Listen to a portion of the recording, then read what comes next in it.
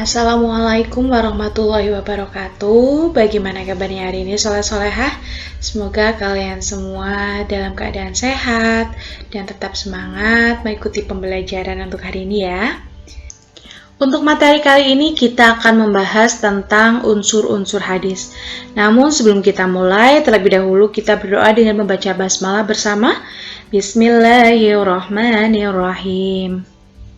Untuk pembelajaran kali ini, Bumu sampaikan terlebih dahulu tujuannya, yaitu yang pertama, kalian nantinya diharapkan bisa menjelaskan pengertian sanad dan matan dengan benar.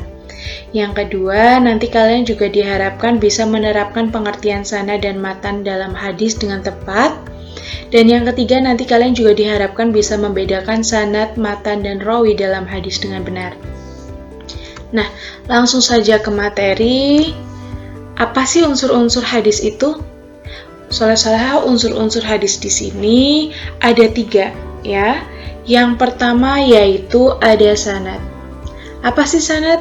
Sanad adalah rentetan perawi-perawi atau silsilah, atau orang-orang yang menyampaikan materi hadis sejak yang disebut pertama sampai kepada Rasulullah SAW. Kemudian yang kedua ada matan.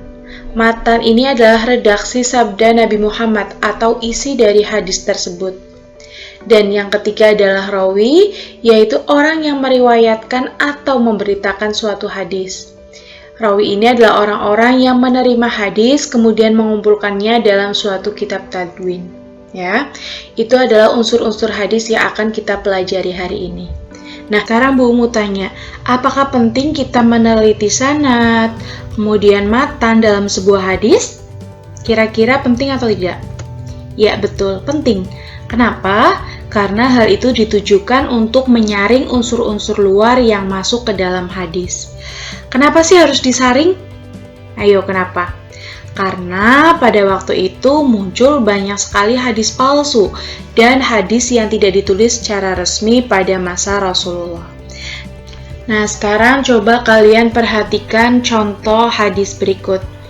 Haddatsana Muhammad ibnu Bashar qala haddatsana Yahya ibnu Sa'id qala haddatsana Syu'bah qala haddatsani Abu Tayyah an Anas ibnu Malik an Nabi sallallahu alaihi wasallam qala yasiru wa la tu'asiru wa basyiru wa la tunaffiru, rawahu Bukhari.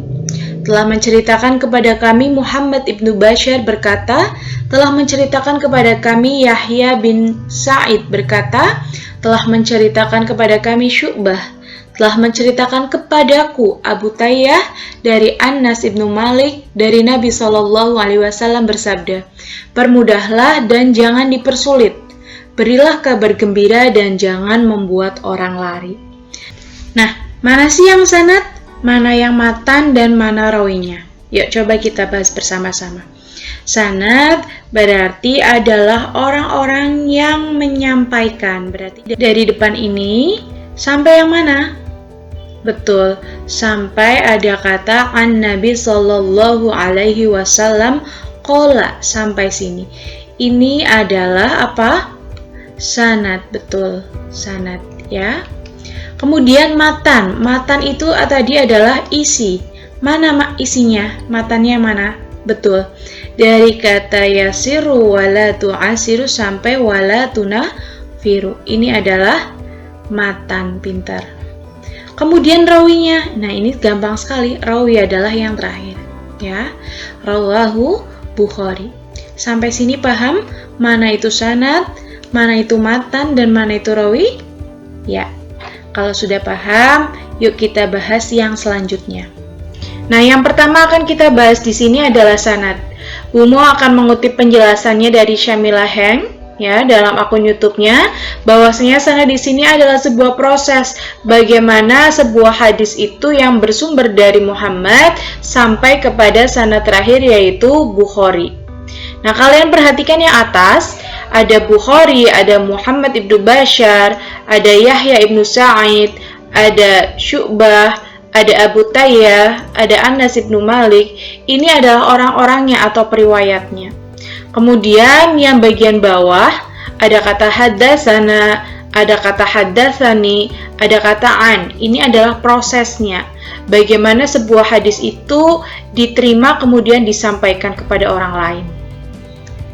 Kemudian yang berikutnya adalah matan atau isi hadis. Apa tadi isinya? Yasiru wala tu'asiru wa basyiru wala tunaffiru. Permudahlah dan jangan dipersulit, berilah kabar gembira dan jangan membuat orang lari. Itu matan, ya. Kemudian rawi yang terakhir. Rawi adalah orang-orang yang memindahkan hadis dari seorang guru kepada orang lain dengan membukukannya ke dalam suatu kitab hadis. Syarat-syarat menjadi seorang rawi, ya. Jadi tidak semua orang di sini bisa menjadi seorang rawi. Yang pertama ini adalah adil. Kemudian beliau juga harus orang muslim. Kemudian beliau juga harus baligh dan berakal, ya. Kemudian juga tidak pernah melakukan perbuatan dosa besar. Dan juga tidak sering melakukan dosa yang kecil. Dan yang terakhir adalah dhabit atau kuat hafalannya. Ya, jadi jangan sampai seorang perawi itu lupa dengan hafalannya. Karena apa? Kalau nanti hafalan ketika diriwayatkan kepada seorang kepada orang lain itu ada yang dikurangi atau ada yang ditambah, jelas itu hadisnya tidak sahih. Para rawi hadis ini disebut juga sebagai rijal al-hadis.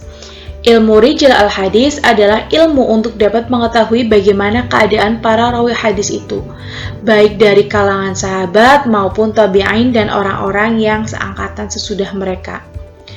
Nah, dalam ilmu rijal al-hadis ini dijelaskan tentang sejarah ringkas para rawi hadis, riwayat hidupnya dan juga mazhab yang dianut serta sifat-sifat rawi dalam meriwayatkan hadis.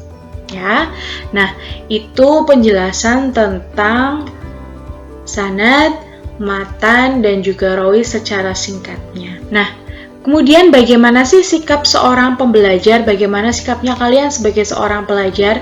Yang pertama tentu kalian harus mempunyai rasa ingin tahu yang tinggi terhadap hadis-hadis itu. Supaya apa? Supaya kalian mempunyai keinginan juga untuk belajar sepanjang hayat. Untuk mempelajari hadis dari sekian banyak hadis yang sudah ada sampai sekarang. Nah, soleh-solehah, itu saja materi untuk pembelajaran hari ini.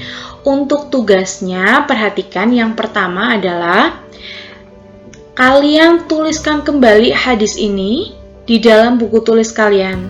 Ditulis tangan ya, ditulis tangan.